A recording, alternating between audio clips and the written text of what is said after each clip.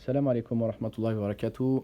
On se retrouve à nouveau pour une petite vidéo. Et aujourd'hui, je vais tenter de vous présenter les livres qui traitent de la vie donc, de nos quatre califes, comme je l'avais fait pour les livres qui parlent de la sira du prophète, alayhi salatu wassalam, ou des différents livres traitant de la vie des prophètes. Donc, il existe de nombreux livres qui parlent des quatre califes, ce qui fait que des fois le lecteur est perdu et ne sait pas par lequel commencer. Alors, je vous en ai sélectionné quelques-uns, dont je vais vous montrer la spécificité, afin que lors de votre choix, vous sachiez vers lesquels vous dirigez. Donc, le premier que je vais vous présenter, c'est aux éditions Al-Hadith, donc c'est l'œuvre des quatre califes.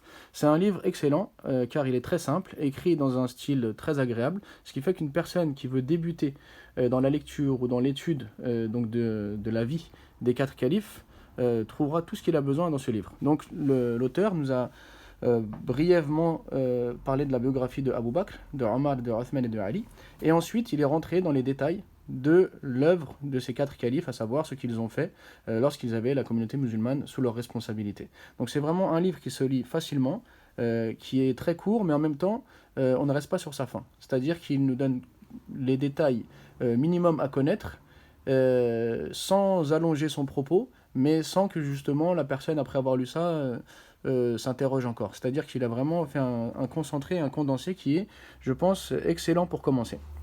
Ensuite, aux éditions d'Al al-Muslim, on a une autre série donc, qui est basée sur les livres donc, de l'imam Ibn Kathir, à savoir le Bidaya wa Nihaya, et le docteur donc, Mohamed As-Soulami, qui est donc un professeur d'histoire de l'islam à la Mecque, a repris donc l'écrit d'Ibn Kathir, l'a adapté pour que le style soit plus contemporain, soit plus simple à lire, mais malgré tout il reste très détaillé. Donc là en fait on a une super série, au lieu que ce soit un livre qui va nous parler donc des quatre califes, on a un livre par calife.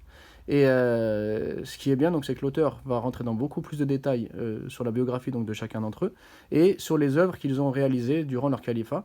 Donc là, c'est vraiment des livres intermédiaires. On avait le premier livre que j'ai présenté, c'est vraiment un livre sommaire avec très peu de détails, mais qui nous donne vraiment un tableau complet donc, de ces quatre califes. Tandis que là, on arrive déjà dans des détails beaucoup plus intéressants. Ça rentre plus en profondeur.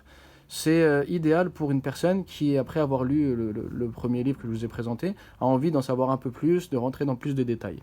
Et ensuite, donc là on passe à un autre niveau. Je pense que c'est vraiment le meilleur livre, bien la meilleure série de livres sur le sujet qui existe actuellement en français.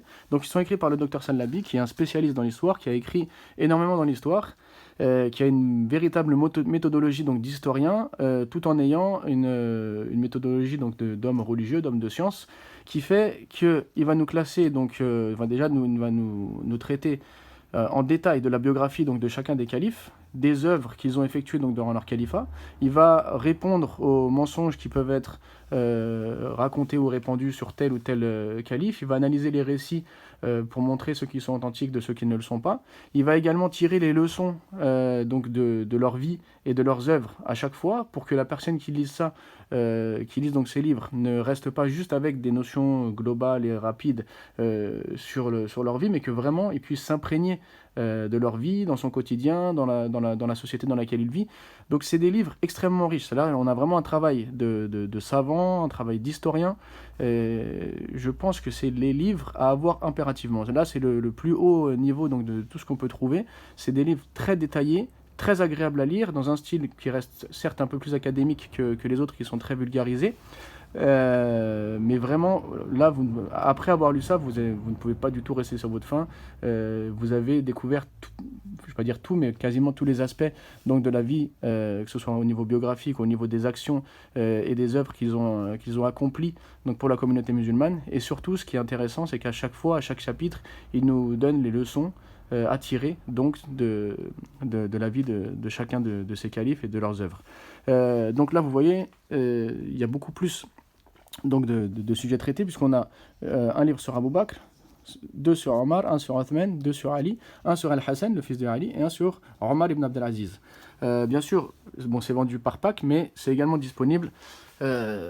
Donc les livres sont également vendus séparément, donc vous pouvez ne pas acheter la série d'un seul coup, bien que je vous conseille d'avoir la série chez vous, même si vous ne la lisez pas d'un seul coup, vous l'avez à la maison, et en cas de questions ou d'interrogation ou d'envie de découvrir un calife particulier, bah vous avez directement accès à cette série vraiment extraordinaire.